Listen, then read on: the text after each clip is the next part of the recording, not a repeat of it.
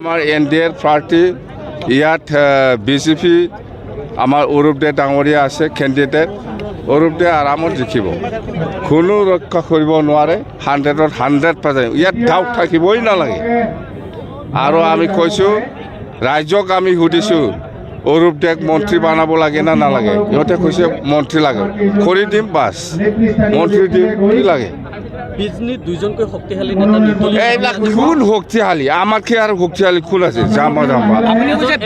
BJP আছে আমি আছে আমাতকৈ আৰু কোন শক্তিশালী থাকিব এমচিএলএ হ'লে শক্তিশালী হয় এমচিএলএ হ'লে শক্তিশালী হয় আমি কোন হয় য'ত বিজেপি আছে য'ত বিপিএফ আছে ইয়াতকৈ আৰু কোন শক্তিশালী থাকিব ঐ জাম্বা আপুনি কৈছে যে বিপিএফ দলৰ দৰ্জা খোলা যাব পাৰে আহিব আৰামছে যদি খলিলুৰ ৰহমানে হাৰি পেলাই যদি আহে আপোনালোকে দলত ল'ব নেকি আকৌ এইটো পিছৰ কথা কিন্তু আমি কৈছোঁ আমাৰ দৰ্জা খোলা যাব পাৰে আহিব পাৰে তেখেতে অলৰেডি কিন্তু আজি নমিনেশ্যন দিছে দিব দিয়ক না